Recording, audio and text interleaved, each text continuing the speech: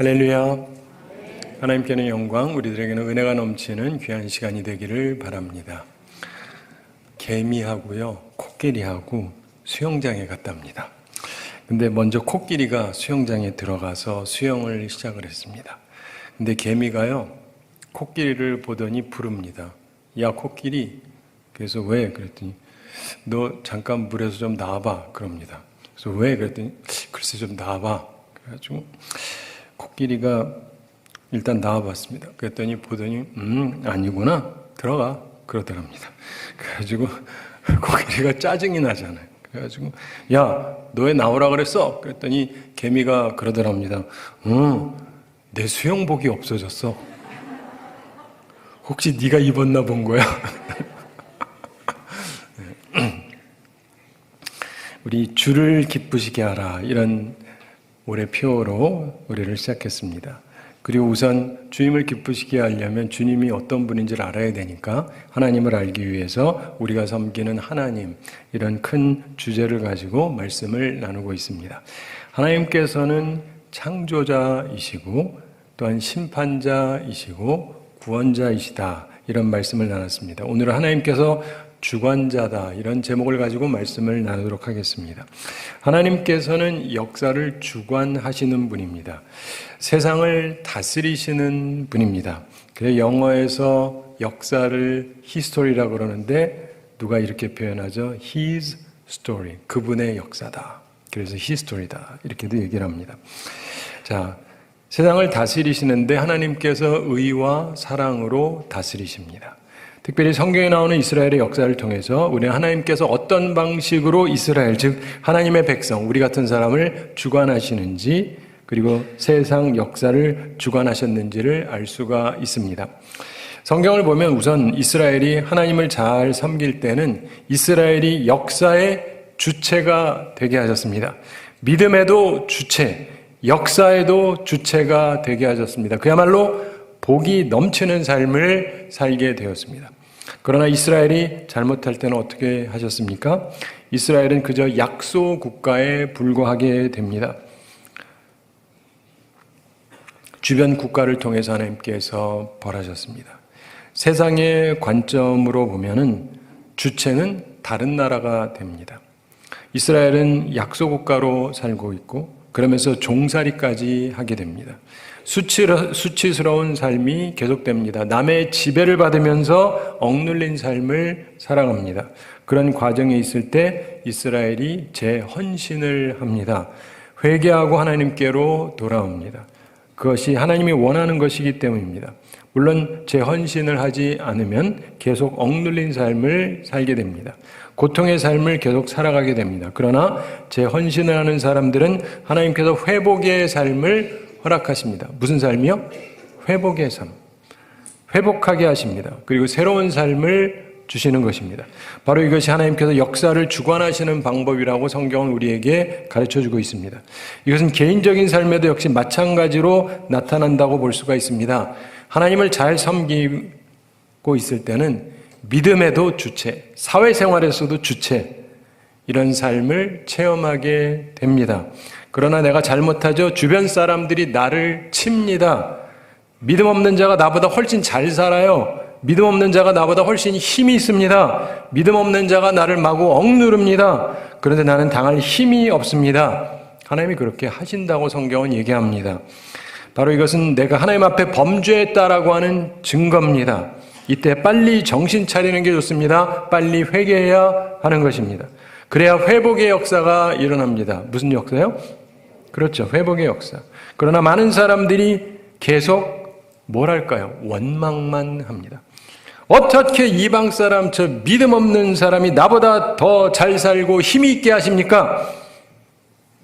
근데 그렇게 하면 어떻게 됩니까? 죽을 때까지 원망할 일만 계속 생기게 됩니다. 계속 자기보다 믿음 없는 사람이 더 잘 살고 믿음 없는 사람이 더 힘이 있고 믿음 없는 사람이 나를 짓누르는 삶을 계속 경험하게 됩니다. 바로 이것이 하나님께서 세상을 다스리시는 방법이라고 성경은 죄 백성들에게 분명하게 가르쳐주고 있습니다. 하나님을 제대로 알고 믿으셔야 됩니다. 그래야 쓸데없는 고초를 면할 수 있기 때문입니다. 그래서 칼빈은 얘기했어요. 기독교인의 최고의 범죄는 무지다. 하나님의 말씀을 제대로 알지 못하고 지멋대로 믿는 것이 자신의 인생을 불행하게 만드는 거라고 얘기했어요. 그 하나님의 말씀을 온전히 이해를 하셔야 됩니다. 오늘 구약 본문 다니엘 2장 46절 47절 말씀은 당시 세계 최고의 왕이었던 바벨론 왕이 다니엘 앞에서 여호와 하나님을 높이면서 하는 말입니다. 왕이 꿈을 꿨어요. 근데 꿈이 생각이 나질 않습니다. 그런데 사람들한테 자기가 잊은 꿈이 뭔지 말해라. 그리고 해석까지 하라 그럽니다. 못하면 다 죽여버리겠다. 꿈에 몽하는 사람들. 이렇게 말도 안 되는 위협을 합니다. 그런데 세상에 그런 거 할 수 있는 사람이 누가 있습니까? 남이 무슨 꿈을 꿨는지 그것도 잊었다는데 그게 뭔지를 알아맞히고 내용까지 해석할 수 있는 사람이 세상에 어디 있습니까? 하나도 없지. 그러면서 다 죽여버리겠다 그러니까 다니엘이 시간 좀 달라 그러고 하나님께 간구를 합니다. 그러면서 하나님께서 그에게 답을 주셨습니다. 그리고 나서 왕에게 설명을 합니다. 그랬더니 왕이 굉장히 놀랍니다. 엄청난 일이었기 때문에. 그러면서 당시 세계를 통치하던 왕의 입에서 중요한 고백이 47절에 나옵니다. 우선 다니엘 2장 46절 함께 읽어보겠습니다. 이에 느부갓네살 왕이 엎드려 다니엘에게 절하고 명하여 예물과 향품을 그에게 주게 하니라. 아멘. 느부갓네살 왕이라고 하는 것은 이분의 이름을 얘기하는 게 아니라 그 자리를 얘기해요. 느부갓네살이라는 거 우리나라 요즘 대통령처럼. 근데 이 왕이 일개 신하에게 엎드려서 절합니다. 이런 세상에 없어요. 이것은 극한 존경을 표하는 것입니다. 그리고 예물과 향품을 주게 합니다. 그리고 말합니다. 47절 함께 읽어보겠습니다. 왕이 대답하여 다니엘에게 이르되 너희 하나님은 참으로 모든 신들의 신이시요 모든 왕의 주제시로다. 내가 능히 이 은밀한 것을 나타내었으니 내 하나님은 또 은밀한 것을 나타내시는 이시로다. 아멘. 엄청난 고백을 합니다. 너희 하나님은 참으로 모든 신들의 신이시요 모든 왕의 주제시로다. 이렇게 얘기합니다. 그 당시는 다신을 믿고 있었기 때문에 신들이 많지만 그 중에 너희 신이 진짜 모든 신들의 신이 되는 존재다. 그리고 왕들이 많지만 모든 왕의 주제시다. 하나님께서 주권자다라고 하는 고백을 하는 것이었습니다. 사랑하는 성도 여러분, 여러분이 알든 모르든 인정하든 인정하지 않든 하나님께서는 주관자십니다. 그걸 기억하고 믿으시기 바랍니다. 오늘 신약 본문 마태복음 28장 18절부터 20절 말씀, 우리가 잘 아는 예수님의 지상명령입니다. 18절 함께 읽어보겠습니다.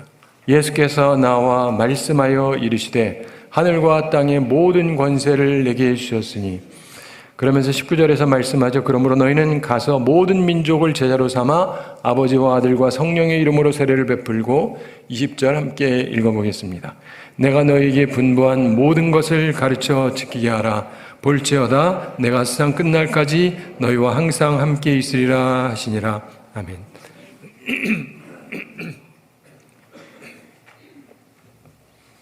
예수님께서 제자들에게 지상명령을 주시면서 그 시작에 분명하게 말씀하셨습니다. 18절 후반에 보면 하늘과 땅의 모든 권세를 내게 주셨으니, 이렇게 말씀합니다.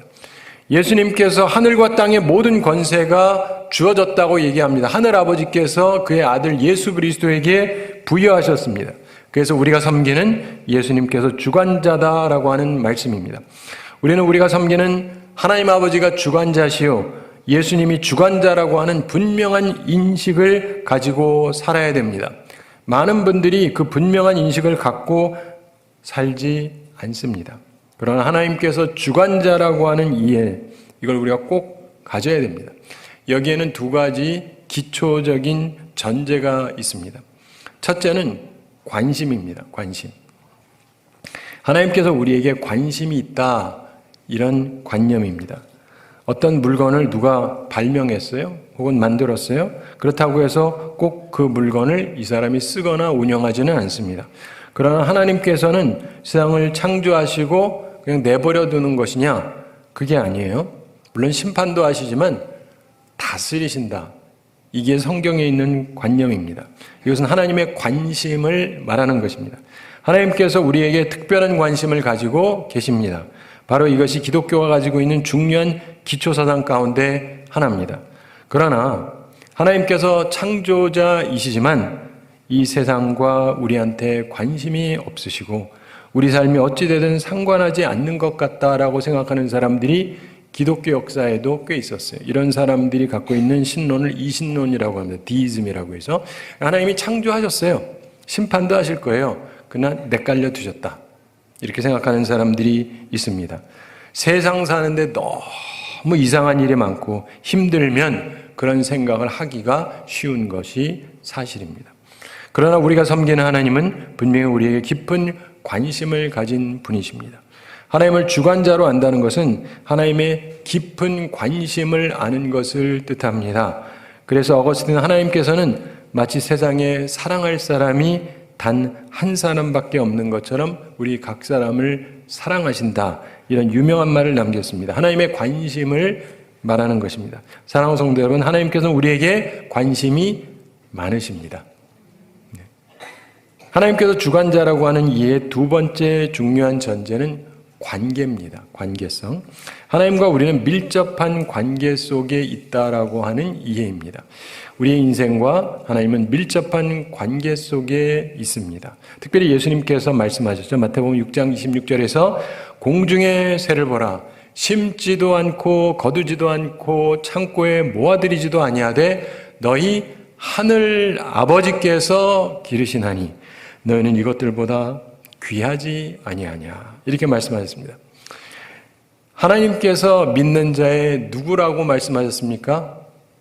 관계상 하늘 아버지. 뭐라고요? 하늘 아버지. 예전에 천부라 그랬죠. 한자어로. 하늘 아버지.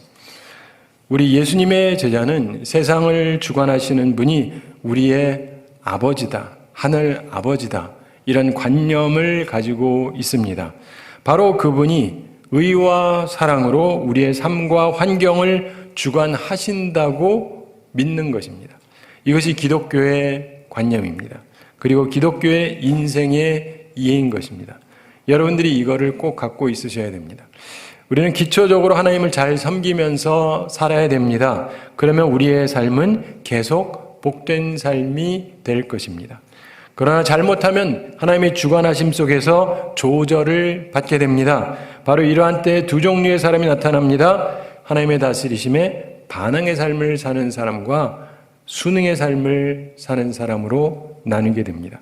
하나님의 주관하심에 반항하는 사람은 항상 원망이 넘쳐나게 됩니다. 그러나 하나님의 주관하심에 순응하는 사람은 항상 은혜 가운데 거하게 됩니다.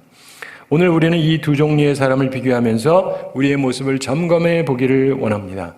그리고 주관자 하나님을 제대로 알아서 복된 삶, 은혜 가운데 거하는 삶을 살게 되기를 바랍니다. 우선 하나님의 다스리심에 반항하는 삶을 사는 사람에 대해서 먼저 생각해 보겠습니다. 하나님의 주관자 되심에 반항하는 사람에게 세 가지 모습이 나타납니다. 우리는 이러지 않도록 조심해야 합니다. 그 첫째는 교만입니다. 교만. 이스라엘 민족이 하나님의 자녀로서 복된 삶을 살게 되니까 교만해졌어요. 그러면서 벌을 받게 되었습니다. 주변에 믿지 않는 국가에게 괴롭힘을 당하고 나라를 빼앗기는 서름까지 당했습니다. 이것은 다니엘서에서도 잘 나타납니다. 당시 세계를 제패했던 바벨론 왕, 그도 또한 교만해졌어요. 그랬더니 그가 왕위에서 쫓겨납니다. 당시 느부갓네살 왕에게 다니엘이 경고를 미리 했습니다. 다니엘서 4장 25절에서 말씀합니다. 왕이 사람에게서 쫓겨나서 들짐승과 함께 살며 소처럼 풀을 먹으며 하늘 이슬에 젖을 것이요 이와 같이 7대를 지낼 것이라. 그때 지극히 높으신 이가 사람의 나라를 다스리시며 자기의 뜻대로 그것을 누구에게든지 주시는 줄을 아시리이다. 그는 왕의 자리에서 쫓겨나게 됩니다. 그런데 일정한 시간이 지난 후에 겸손해져요. 그러면서 그가 다시 왕위를 찾게 됩니다. 사랑하는 성도 여러분, 우리는 교만하지 말아야 됩니다. 특별히 힘이 있을 때, 일이 잘 될 때 교만하지 말아야 됩니다. 교만은 패망의 선봉입니다. 그리고 하나님께서 미워하시는 것입니다. 겸손해야 됩니다. 그러나 하나님의 주권자 되심에 반항하는 사람들은 교만해요. 이거 내가 다 이룩했다. 내가 할 수 있다. 내가 한다. 마치 자기가 모든 것을 좌지우지할 수 있는 것으로 착각을 합니다. 그러다가 망합니다. 우리는 교만하지 말아야 합니다. 반항의 삶을 사는 사람의 둘째 특징은 회개하지 않는다는 겁니다. 돌이키지 않는다는 거예요. 이들은 교만해서 벌을 받을 때 하고 회개하는 게 아니에요. 그래서 끝내 크게 벌을 받습니다. 이스라엘이 그랬습니다. 선지자들을 통해서 경고가 주어졌지만 그들은 끝내 회개하지 않았습니다. 그러다가 모든 것을 잃는 고통을 당하게 되었습니다. 회개하지 않는 것은 반항의 삶의 둘째 특징입니다. 사실 다니엘이 바벨론의 느부갓네살 왕에게 경고를 먼저 했어요. 근데 왕이 듣지를 않았습니다. 회개하지 않았던 거예요. 돌이키지 않습니다. 그래서 결국 예언대로 왕의 자리에서 쫓겨나게 되었습니다. 그리고는 7대를 고난을 당했습니다. 하나님의 사자를 통해서 경고가 주어질 때 회개해야 합니다. 그래야 삽니다. 그러나 반항하는 사람들은 회개하지 않습니다. 그래서 끝내 벌을 자초합니다. 사랑하는 성도들은 회개할 줄 아셔야 돼요.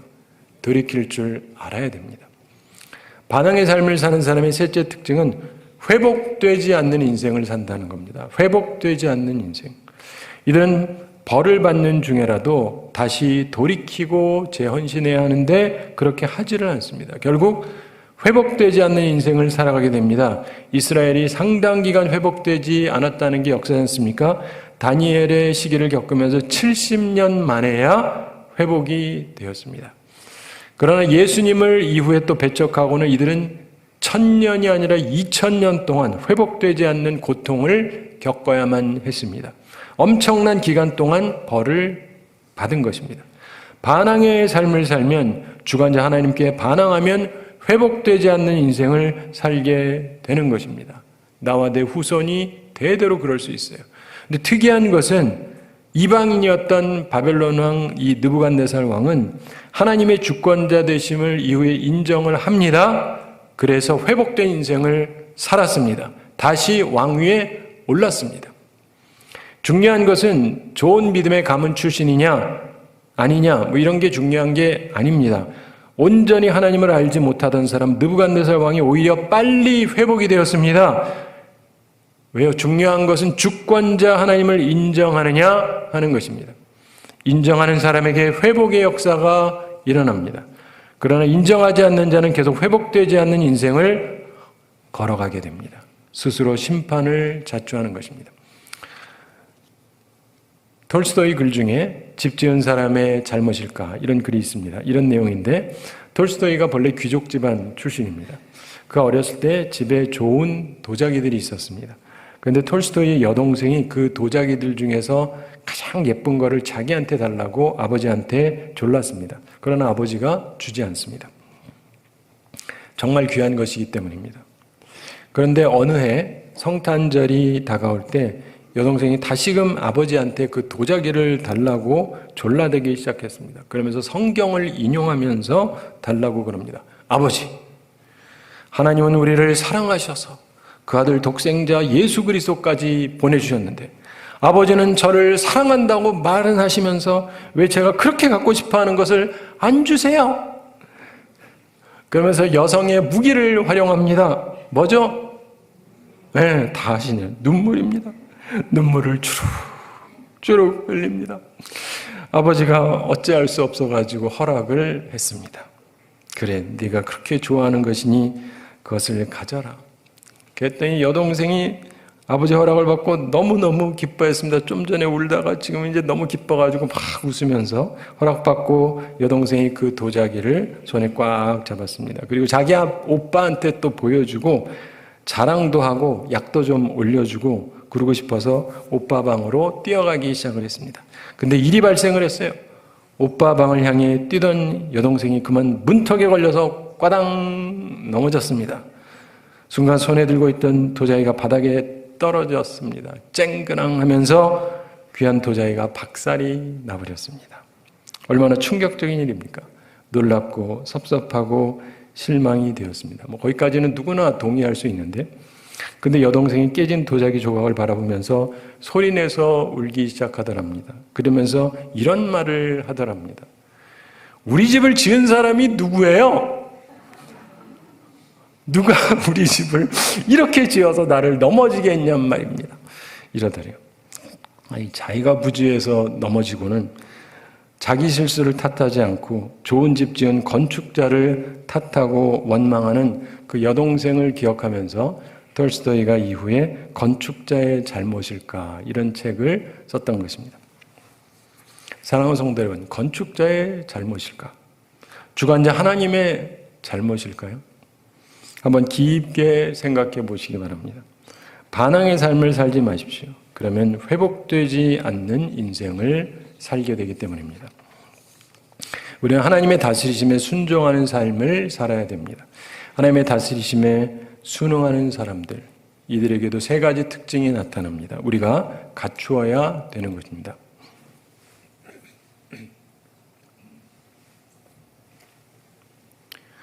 첫째로 겸손입니다. 겸손.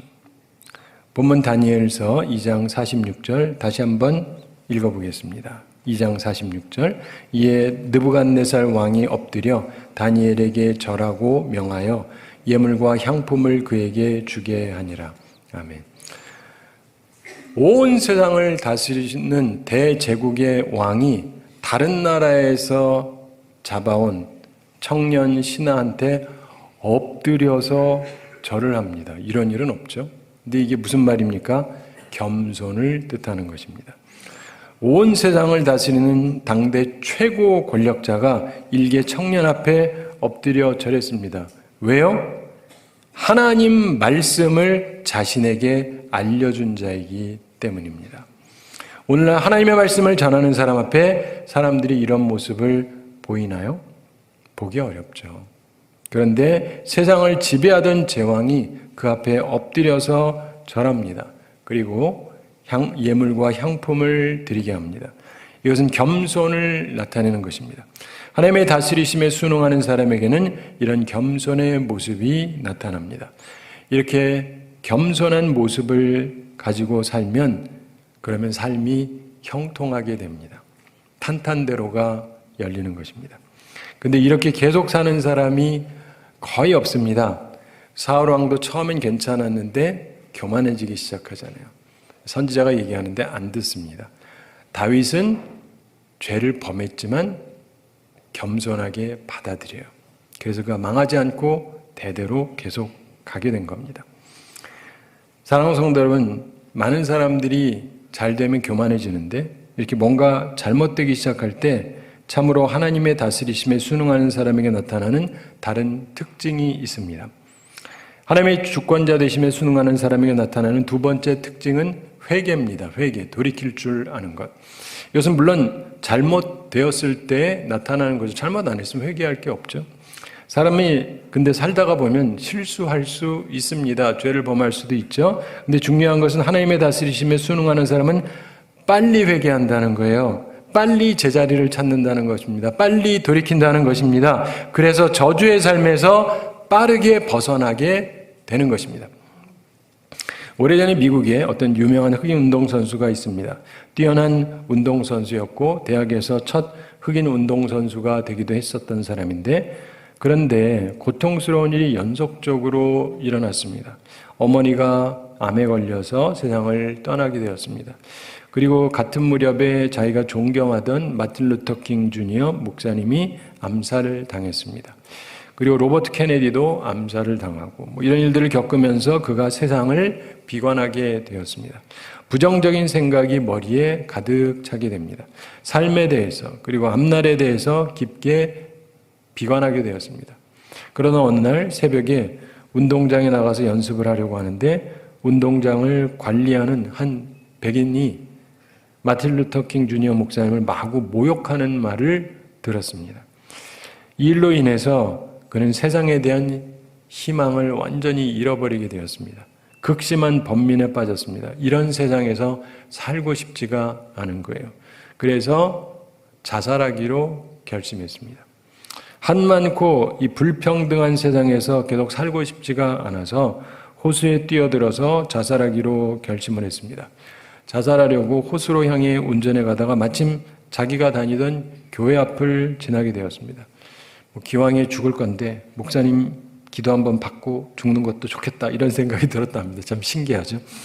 그래서 목사님을 찾아가서 기도를 받았습니다. 물론 자기 사정 얘기는 안 했고 담임 목사님은 그가 자살하려고 한다는 것은 전혀 모르는 상태에서 그냥 기도해 달라니까 기도를 해줬습니다. 축복 기도를 해줬는데 하나님께서 이 청년을 축복하셔서 위대한 흑인이 되게 해달라 이렇게 기도를 했습니다. 기도를 받으면서 이 청년 마음에 움직임이 있었어요. 회개를 하게 된 것입니다. 자기가 잘못되었구나 이걸 깨닫게 됐습니다. 그리고는 돌이키기로 작정을 합니다. 기도가 끝났을 때 그는 고민과 비관이 그의 삶에서 물러나고 있는 걸 깨닫습니다. 목사님과 함께 기도하면서 자살 계획 포기했고 잘못된 길에서 빨리 회개해서 저주의 길에서 돌이키고 그리고 목사님 기도를 기억하면서 그렇게 살기 위해서 노력을 했습니다. 새로운 희망과 포부를 가지고 열심히 살았습니다. 목사님 기도처럼 위대한 흑인이 되려고 노력했습니다. 결국 탁월한 운동선수가 되었습니다. 위대한 흑인이 되었던 것입니다. 사랑하는 성도 여러분, 하나님의 주권자 되심에 순응하는 사람은 잘못이 있을 때 빨리 회개합니다. 돌이켜요. 방향 전환을 합니다. 그래서 바른 방향을 향합니다. 여러분 중에 죽고 싶은 분 계십니까? 죽지 마세요. 방향을 돌이키세요. 위대한 크리스찬으로 사시기 바랍니다.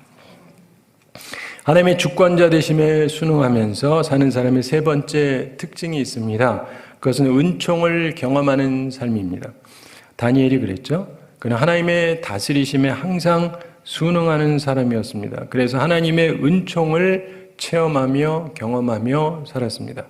다니엘서 10장 11절에 큰 은총을 받은 사람 다니엘아 이런 말씀이 나옵니다. 큰 은총을 받았다. 그는 왜 그게 가능했을까요? 그는 자기 나라가 망하는 것도 봤어요. 타국에 가서 살면서 많은 어려움이 있었습니다. 그런데 그는 한 번도 하나님을 원망하지 않았습니다. 불평한 적이 없어요.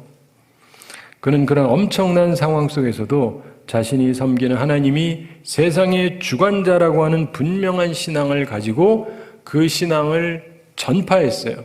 그래서 성경을 연구해 보면 하나님이 온 세상을 다스리신다라고 하는 생각은 다니엘 때부터 명료해졌다라고 모든 성서학자들이 봅니다. 굉장한 것을 깨닫고 굉장한 것을 사람들에게 전한 것입니다. 사랑하는 성도 여러분, 하나님께서 주관자라고 하는 분명한 신앙을 가지셔야 은총을 크게 받으면서 살게 되는 것입니다. 그래야 눈치 안 봐요. 시류 안 봐요. 다니엘은 자기 시대에 나라가 몇 번이 바뀌었어요. 정권 바뀐 게 아니라 나라가 몇 번을 바뀌었어요.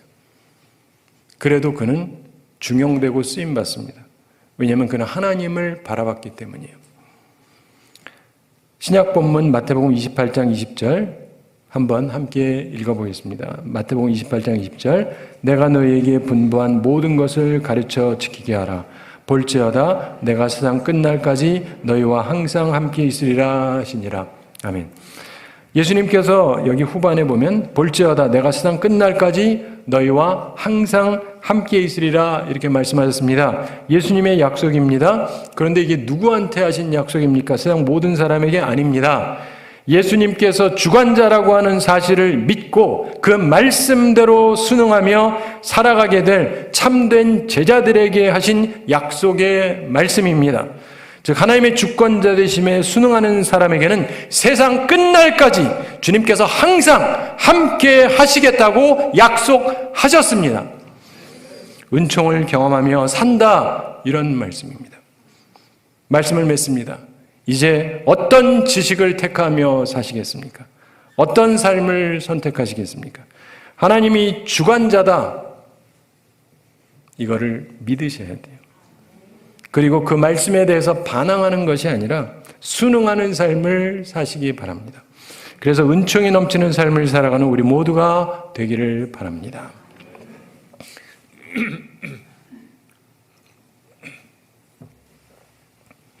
자, 한 가지 이야기 말씀드리면서 오늘 말씀을 마치겠습니다. 여러 해 전에 아프가니스탄에서 있었던 일이라고 하는데, 그 나라의 당시 주요 산업이 양을 목축하는 일이었는데, 이 양에게 무서운 전염병이 돌면서 엄청난 타격을 입게 되는 일이 있었다고 합니다. 이 병을 퇴치하려고 노력을 해봤는데 속수무책입니다. 양 목축 사업에 문제가 생기면 우리가 추측할 수 있는 대로 양털을 사용하는 의복 생산업계도 타격이 오고, 가죽 제품에 관련된 산업도 타격을 입게 되고, 양고기가 부족하니까 식생활도 어려워지게 됩니다. 당시 아프가니스탄의 교육전도사로 와서 일하던 크리스티 윌슨이라고 하는 분이 있었는데, 이분이 이 무서운 전염병을 놓고 하나님께 깊이 기도했습니다. 기도하는 사람이 어디 한둘이었겠습니까마는. 근데 이분이 기도하면서 자신이 어떻게 도움이 될 수 있는지 지혜를 하나님께 간구했습니다. 그랬더니 하나님께서 어떤 감동을 주신 거예요. 전혀 좀 이상한, 그러나 자기가 할 수 있는 감동을 주셨습니다. 미국에 있는 친구들에게 편지를 해서 미국 롱아일랜드에 있는 오리들을 보내달라고 해라, 이런 감동이 있더랍니다. 이해가 안 돼요. 그렇지만 어쨌든 그대로 미국에 편지를 썼습니다. 아마도 목양하는 게 안 되니까 오리 키워서 살라나 이런 생각하면서 하여간 좀 보내달라고 편지를 썼습니다. 뉴욕에서 이 선교사한테 오리알 24개가 발송이 됐습니다. 근데 오리알이 행정착오로 아프가니스탄으로 오는 게 아니라 인도 캘커타를 경유해서 아프가니스탄에 가게 됐습니다. 잘 아시던 대로 인도는 무지 덥습니다. 소식을 듣고 선교사가 걱정했습니다. 오리알이 더운 날씨에 인도의 캘커타를 경유해서 오면 전부 곪아 썩게 될 텐데, 하나님께 다시 기도했습니다. 주님, 딱 2개만이라도 좀 어떻게든 썩지 않고 올 수 있게 해주십시오. 오는 동안 혹시 부하가 되면 병아리가 되게 해주시고, 한 마리는 수컷, 한 마리는 암컷이 되게 해주십시오. 그래야 키울 수 있잖아요. 근데 실제로 도착한 오리알을 봤더니 전부 다 곪거나 깨져버렸습니다. 그런데 딱 2개만 괜찮은 거예요. 그리고 그 속에서 암수 1마리씩이 부화됐습니다. 자, 거기까지는 그렇다 치고, 이제 몇 개월이 지나면서 이 오리들이 자랍니다. 자라면서 이 오리들이 또 알도 낳고, 그러면서 오리 숫자가 조금씩 늘어났습니다. 그런데 전혀 예상하지 못했던 특이한 일이 발생을 했습니다. 기적이라고 할 수 있는 일인데, 양이 물 먹는 샘가에 달팽이들이 꽤 많았답니다. 근데 오리들이 이제 그 달팽이들을 잡아먹었대요. 많은 오리들이 달팽이를 잡아먹으니까 달팽이 수가 급격히 줄어들었답니다. 그런데 달팽이가 없어지면서 양의 전염병이 사라져 버렸답니다. 예. 전염병의 원인이 바로 그 달팽이들에게 있었던 것입니다. 사랑하는 성도 여러분, 한 사람이 이 세상을 주관하시는 하나님을 믿고 기도하면서 자기가 할 수 있는 거 하나, 작은 거지만 하나님의 지시를 따라서 행동을 했고, 결국 이렇게 놀랍고 유익한 기적이 발생했던 것입니다. 주관자 되시는 하나님을 믿고 하나님의 주관하심에 따라서 복된 삶을 살아가는 우리 모두가 되기를 우리 주님의 이름으로 축원합니다. 우리 함께 기도하겠습니다. 사랑의 하나님 아버지, 우리를 사랑해 주시고 오늘 또 귀한 말씀 받게 해주심을 감사드립니다. 주의 말씀을 기억하면서 우리가 기쁘시게 해야 되는 하나님이 어떤 분인지를 정확히 더 온전히 알게 되게 해주심을 감사합니다. 하나님께서 이 세상을 창조하시고 심판도 하시고 구원도 하시지만 이 세상을 주관하신다는 사실, 그 사실을 우리들의 마음에 믿게 해주시고 교만하게 내가 할 수 있다는 생각 버리고 겸손한 자들이 되게 하여 주시옵소서. 교만하면서도 돌이키지 않는 자가 되어서 회복되지 않는 인생을 사는 것이 아니라 겸손해지고 회개하고 돌이킴으로 회복의 은혜를 체험하고 은혜를 받으며 살아가는 우리들 다 되게 하여 주시옵소서. 그리고 이 귀한 말씀을 온전히 전해서 많은 사람들이 회복의 역사로 다가올 수 있도록 축복해 주시옵소서. 감사드리며 예수님의 이름으로 기도드리옵나이다. 아멘.